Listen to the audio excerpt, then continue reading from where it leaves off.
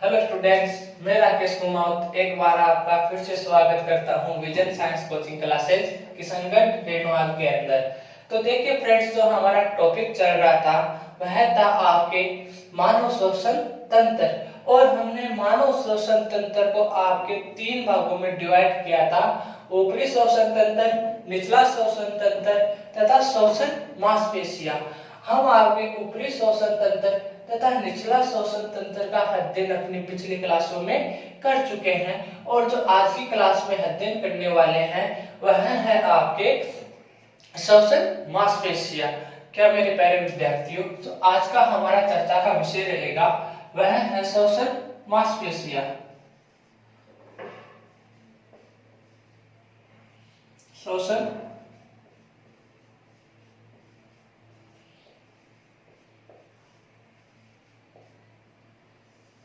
मांसपेशियां, ठीक है। जो आज का हमारा चर्चा का विषय रहने वाला है वह है श्वसन मांसपेशियां। अब देखते हैं श्वसन मांसपेशियां होती क्या है तथा इनकी हमारे मानव श्वसन तंत्र में इनकी क्या आवश्यकता होती है।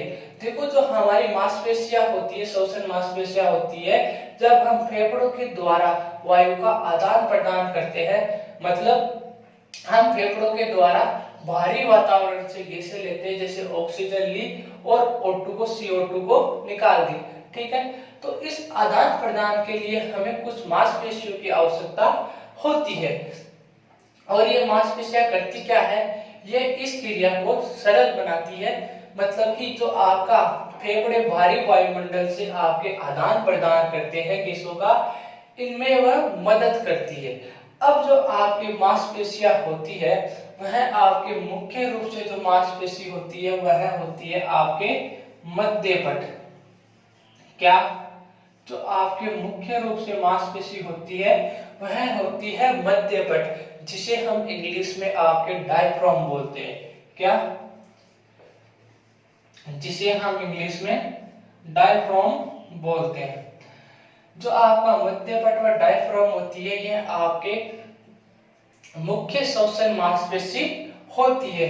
अब देखो, कुछ बातें आपके मध्यपट व डायफ्राम के बारे में भी आपके सिलेबस में दी हुई है।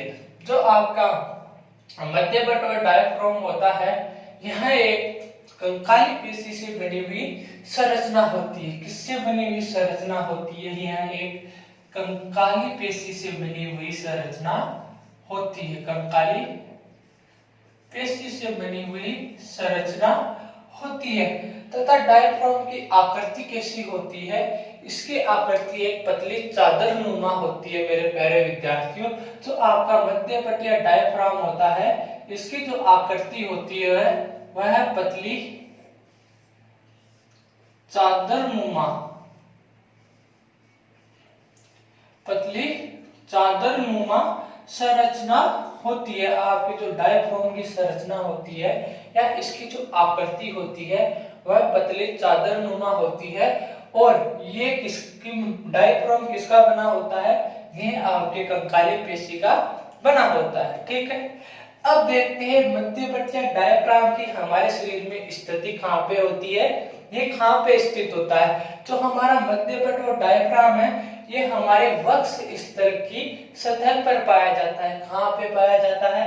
ये हमारे वक्ष स्थल, वक्ष स्थल बोल दो या वक्ष गुहा बोल दो, वक्ष स्थल की सतह पर पाया जाता है, सतह पर पाया जाता है, ठीक है। अब देखो, डायफ्राम के बारे में हमारे पास कुछ बातें आई, एक बार उनको रिपीट करते हैं। जो मध्यपट और डायफ्राम होता है, कंकाली पेशी से निर्मित संरचना होती है, ठीक है। इसकी आकृति कैसी होती है? यह एक पतली चादरनुमा आकृति होती है इसकी, तथा ये कहां पर स्थित होती है? इसकी स्थिति आपके वक्ष स्थल की सतह पर पाई जाती है, ठीक है। अब इसके आगे इसको, जो आपका डायफ्राम है, इसको एक बार हम डायग्राम की सहायता से समझ लेते हैं।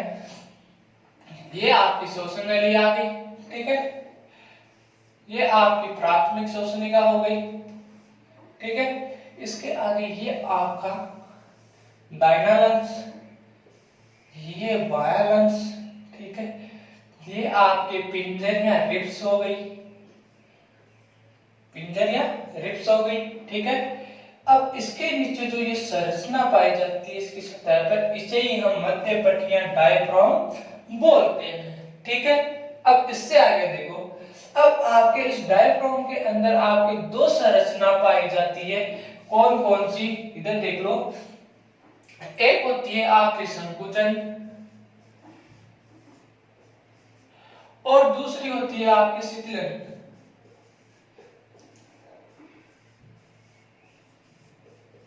ये आपकी दो क्रियाएं होती है इस डायफ्राम के अंदर, संकुचन व शीतलन।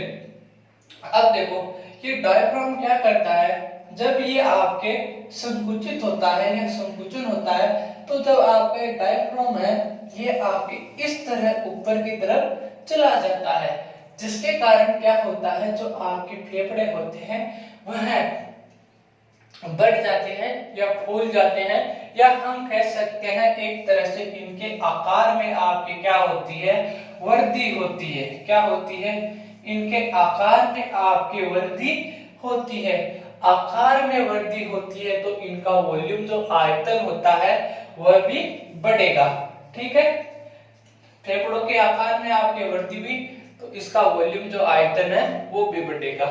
फिर क्या होगा, जो आपका भारी वातावरण होता है, जो भारी वातावरण होता है उसकी तुलना के अंदर, ध्यान से सुनना, शब्दों पे जाना, जो आपका भारी वातावरण होता है, बाहरी वातावरण, ठीक है, भारी वातावरण की तुलना में आपके लंग्स मतलब फेफड़ों का जो वायु दाब होता है वह कम हो जाता है, या हम कह सकते हैं जो आपका प्रेशर होता है, मतलब कि पी, प्रेशर को पी से रिप्रेजेंट करेंगे, मतलब कि जो आपका पी होता है वह भारी वातावरण की तुलना में कम हो जाता है। और कम किसका होता है, आपके लंग्स फेफड़ों का होता है, ठीक है। अब भारी वातावरण की तुलना में आपका अंदर का वायुदाब या प्रेशर कम हो गया, तो क्या करती है, जो आपकी वायु होती है वह आपके नासिका से होती हुई, कहां से, वह आपके नासिका से होती हुई श्वास नली के द्वारा फेफड़ों में प्रवेश करती है, ठीक है। ये तो हो गया आपका संकुचन।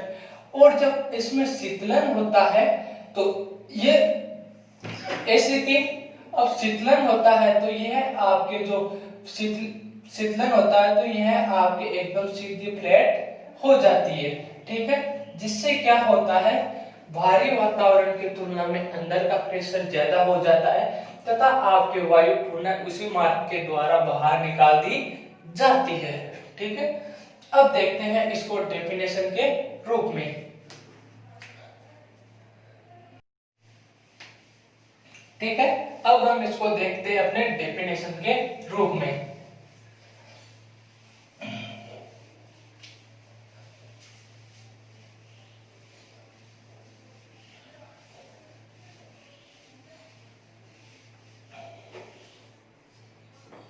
श्वसन मांसपेशियां, ठीक है।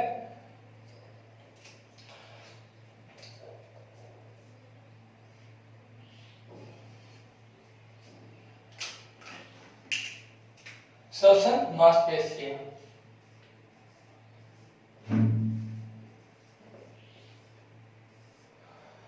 फेफड़ों में गैसों के विनिमय हेतु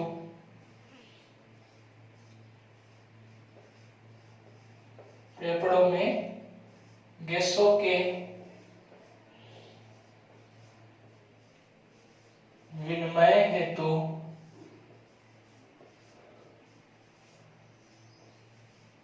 कुछ मांसपेशियों की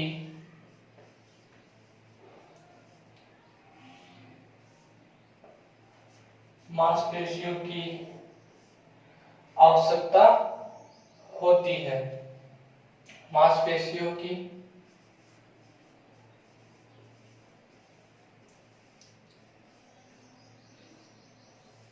आवश्यकता होती है। ये मांसपेशियां यह मांसपेशियां श्वास को लेने व छोड़ने में मदद करती है, लेने व छोड़ने में मदद करती है।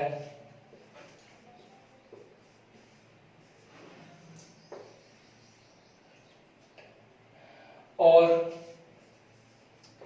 मुख्य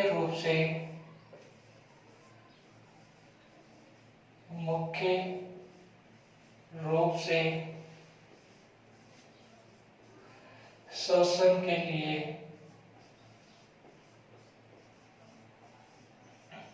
मध्यपट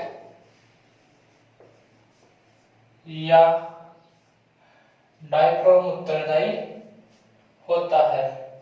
मध्यपट या डायफ्राम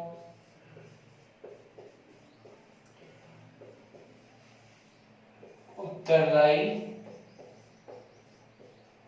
होता है। मध्यपट कंकाल पेशी से निर्मित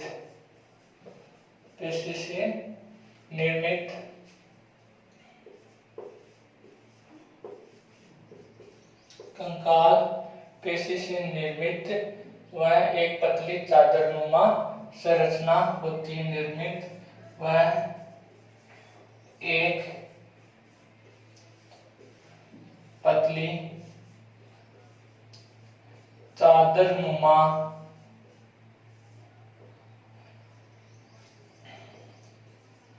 संरचना होती है जो वक्षस्थल की सतह पर पाई जाती है। जो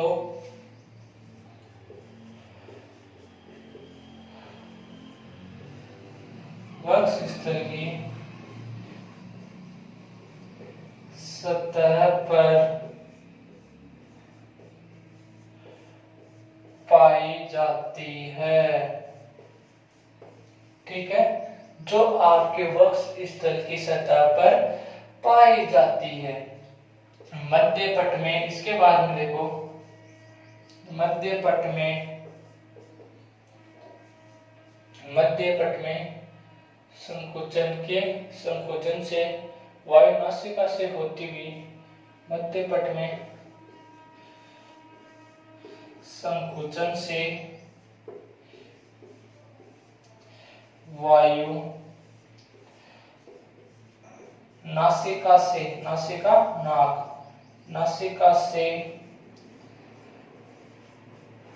होती हुई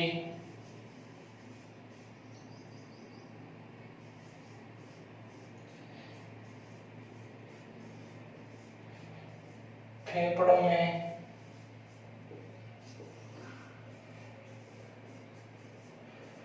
प्रविष्ट करती है।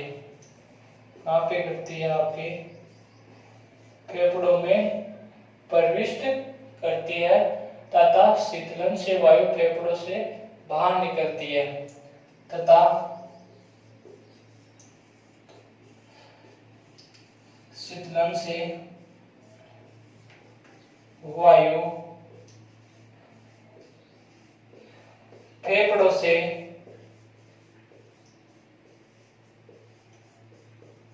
बाहर निकलती है।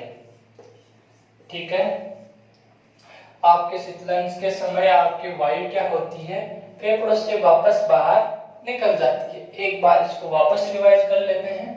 फेफड़ों में गैसों का विनिमय है तो कुछ मांसपेशियों की आवश्यकता होती है। ये मांसपेशियां श्वास को लेने व छोड़ने क्या कार्य करती है? लेने व छोड़ने में मदद करती है। ठीक है, इसके बाद में आपकी जो मुख्य रूप से श्वसन की मांसपेशियां होती है, मुख्य रूप से जो श्वसन के लिए उत्तरदायित्व होता है वह आपके मध्यपट, जिसे इंग्लिश में हम डायफ्राम बोलते हैं, वह उत्तरदायी होता है। मध्य पट जो होता है आपकी कंकाल पेशी से निर्मित होता है। इसके बाद में देखो जो इसकी संरचना होती है वो पतली चादरनुमा संरचना होती है और ये आपके कंकाल पेशी से निर्मित होता है। ठीक है, इसके बाद में देखते हैं कहां पर पाया जाता है। यह आपके वक्ष स्थल की सतह पर पाया जाता है। ठीक है, मध्य पट के संकोचन से वायु नासिका से होती हुई आपके फेफड़ों में प्रवेश करती है संकोचन से, तथा शीतलन से वापस उसी मार्ग के द्वारा आपके बाहर निकलती है। ठीक है, अब इसके बाद में हम स्टार्ट करते हैं आपके श्वसन की क्रिया विज्ञान।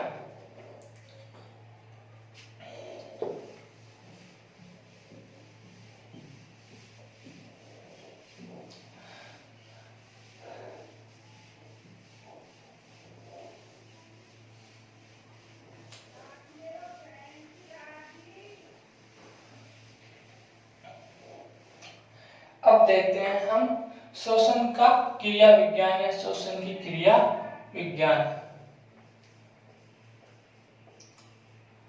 श्वसन का क्रिया विज्ञान। देखो जो श्वसन का क्रिया विज्ञान होता है, हमारे जो फेफड़ों के अंदर वायु का आदान प्रदान या हम कह सकते हैं जो वायु का आपके विनिमय होता है, वह एक तरीके से जो हमारे शरीर में गैसों का आदान प्रदान होता है इसको सरल बना देता है या सहज कर देता है। क्या करता है, गैसों के आदान प्रदान को आपके सरल बना देता है। ठीक है, सरल बना देता है। तो इस सरल बनाने में आपके क्या क्या उपयोग आता है या कौन कौन से अंग सहायक होते हैं, उन सभी बातों को हम यहाँ पे देखेंगे। देखो, फुसफुसीय वायु संचालन फेफड़ों में वायु के अंदर और बाहर निकलने की एक ऐसी प्रक्रिया है जो गैसीय विनिमय को आपके सरल बनाती है, सहज बनाती है। ठीक है, इसके बाद में देखते हैं वायु संचालन के लिए आपके एक तो श्वसन तंत्र, ठीक है, जो चल ही रहा है आपके आज कंप्लीट हो जाएगा, श्वसन तंत्र तथा वायुमंडल, और इसके बाद में आता है आपके कूपिकाएं, श्वसन तंत्र, वायुमंडल, कूपिकाएं, वह ऋणात्मक दाब प्रवणता, ऋणात्मक दबाव प्रवणता। ठीक है, ये कुछ चीजें होती है। तथा आपके मध्य पट में संकुचन, मध्य पट में संकुचन। ठीक है, इन चीजों की मदद से आपके श्वसन की क्रिया होती है या श्वसन की क्रिया में इनका आपके उपयोग किया जाता है। अब देखो श्वसन तंत्र हमारे चल ही रहा है जो आज कंप्लीट हो जाएगा। वायुमंडल आप सब जानते ही हो, कूपिकाएं भी आपको बताया हुआ है पिछले वीडियो में, और ऋणात्मक दाब प्रवणता देखो अभी मैंने जो बताया आपके कि आपके शीतलन और संकुचन की वो क्रिया होती है और आपके बाहरी वातावरण की तुलना में अंदर का प्रेशर कम हो जाता है, फेफड़ों का प्रेशर कम हो जाता है, तो आपकी वायु अंदर आती है, उसे हम आपके ऋणात्मक दाब प्रवणता बोल सकते हैं एक प्रकार से। और मध्य पट में संकुचन अभी मैंने कुछ देर पहले आपको बताया था।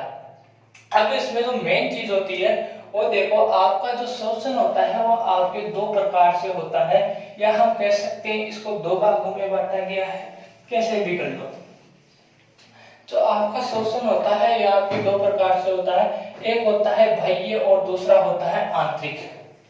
कैसे, एक होता है आपके बाह्य, दूसरा होता है आंतरिक। ठीक है, बाह्य श्वसन, आंतरिक श्वसन।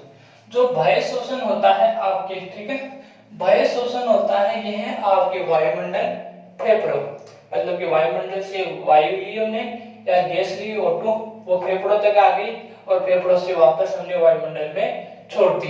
तो यह आपके किसके मध्य होता है, वायुमंडल तथा वायुमंडल से फेफड़ों या लंग्स। ठीक है, अब जो आंतरिक श्वसन होता है यह आपके फेफड़ों से ऊतकों या अंगों तक बोल सकते हैं, क्योंकि यहाँ पे आपके आंतरिक शोषण में आपकी कोशिकाएं रक्त वाहिनियों से रक्त को लेके जाती है, जिनमें आपकी गैसें घुली हुई होती है, ठीक है, और वह आपके अंगों तक पहुंचाती है तथा अंगों से वापस CO2 को लेकर आती है। O2 को तो लेके जाती है तथा फिर उसको कोशिका में कार्य होने के पश्चात वो वापस CO2 में चेंज हो जाती है और वापस CO2 को लेके आती है, फिर यहाँ पे फेफड़ों में या कोशिकाओं के पास उसे छोड़ देती है, ठीक है। तो ये हो गया आपके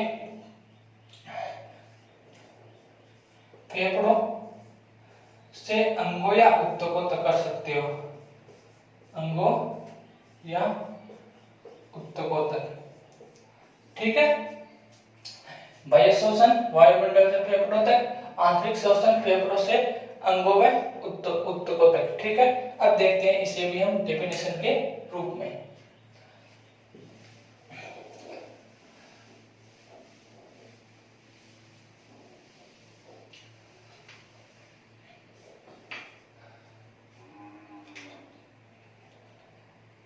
फुसफुसीय वायु संचालन फेफड़ों में वायु के अंदर आने व बाहर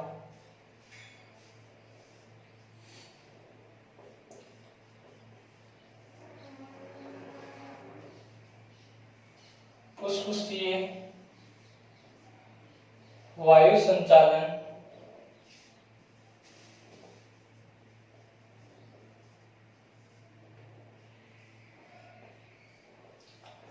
फेफड़ों में वायु के अंदर आने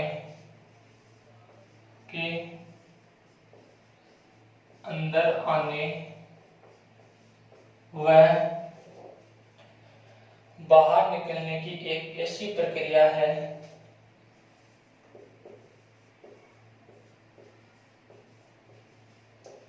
बाहर निकलने की एक ऐसी प्रक्रिया है जो गैसों के विनिमय को गैसीय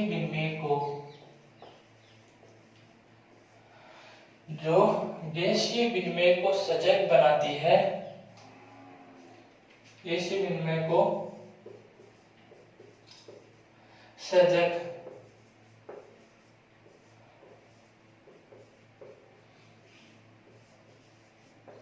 गैसीय विनिमय को आपके सजग बनाती है। इस वायुमंडल संचालन के लिए इस वायु संचालन के लिए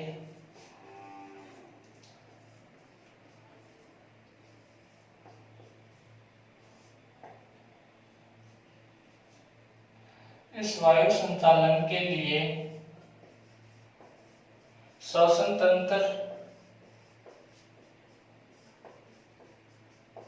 वायु संचालन के लिए आपके श्वसन तंत्र, वायुमंडल तथा कोशिकाओं के मध्य ऋणात्मक दाब प्रवणता, श्वसन तंत्र, वायुमंडल तथा कोशिकाओं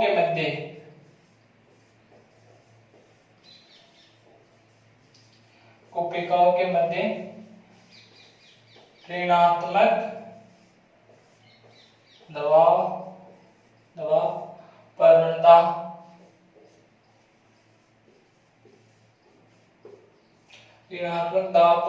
तथा मध्य पट्टी में के संकोचन का उपयोग होता है तथा मध्य पट के संकुचन का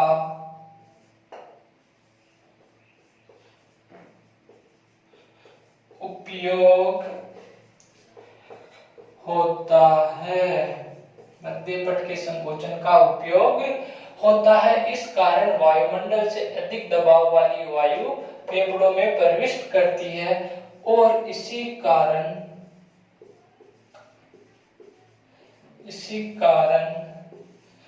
वायुमंडल से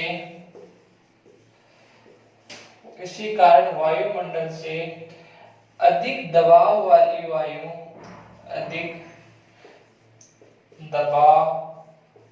वाली वायु आपके फेफड़ों में प्रविष्ट करती है, वायु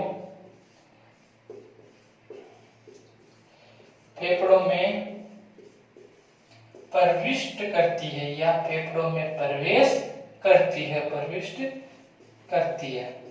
ठीक है। अब देखो, फुसफुसीय वायु संचालन के लिए फेफड़ों में वायु के अंदर आने व बाहर निकलने की एक ऐसी प्रक्रिया है, इसके माध्यम से जो आपका गैसों का विनिमय होता है, गैसीय विनिमय को सजग, गैसीय यहाँ पे विनिमय कर लेना भाई, ठीक है, यहाँ पे गैसीय विनिमय और लिख लेना, गैसीय विनिमय को सजग बनाती है या सरल बनाती है। ठीक है।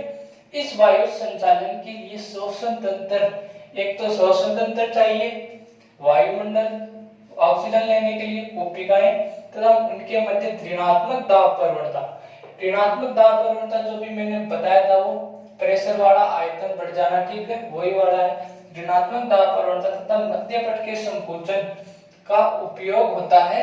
इस कारण वायुमंडल से अधिक दबाव वाली वायु आपके फेफड़ों में प्रविष्ट करती है। ठीक है। अब इससे आगे देखते हैं हम, जो आपका श्वसन की क्रिया होती है वो दो स्तरों में या दो भागों में डिवाइड की हुई है। कौन कौन सी? एक तो हो गया आपके बाह्य और दूसरा हो गया आपके आंतरिक। ठीक है। एक हो गया आपके बाह्य, दूसरा हो गया आपके आंतरिक। तो हम स्टार्ट करते हैं आपके बाह्य श्वसन से। बाह्य श्वसन नंबर 1 पे आता है आपके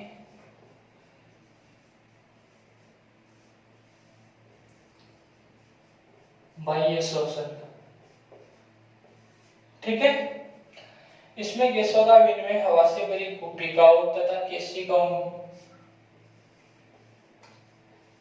इसमें गैसों का विनिमय, गैसों का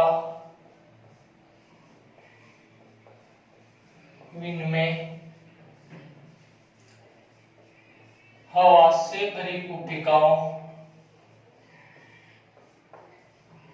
हवा से भरी कोशिकाओं, हवा से भरी कोशिकाओं तथा कोशिका में प्रवाहित रक्त के मध्य तथा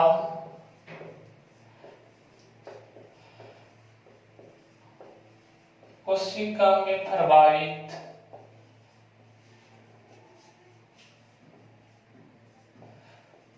रक्त के मध्य, कोशिका में प्रवाहित रक्त के मध्य गैसों के आंशिक दबाव के कारण,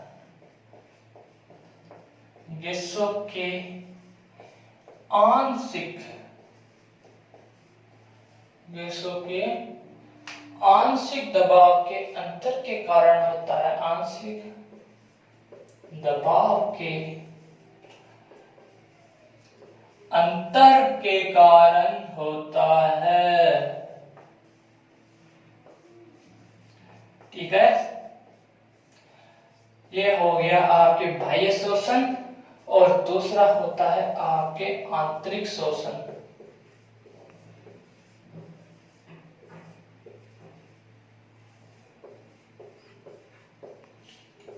ठीक है। दूसरा होता है आपके आंतरिक श्वसन। इसमें गैसों का विनिमय केशिकाओं में प्रवाहित रक्त, इसमें गैसों का विनिमय, विनिमय मतलब कि आदान प्रदान, विनिमय, इसमें गैसों का विनिमय केशिकाओं,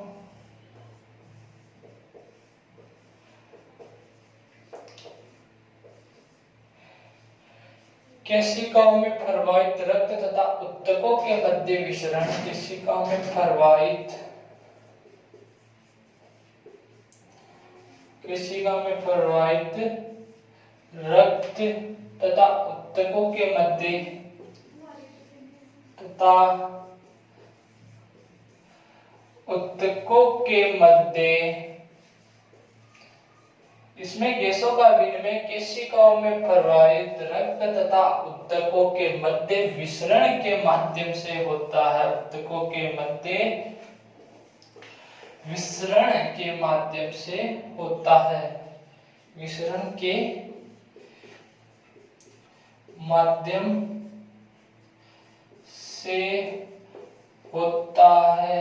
यह आपके तभी समझ में आएगा जब आपकी लास्ट क्लासेस देखी हुई होगी, क्योंकि ये आपके केशिकाएं ये सब मैं आपके पिछली क्लासों में बता चुका हूं।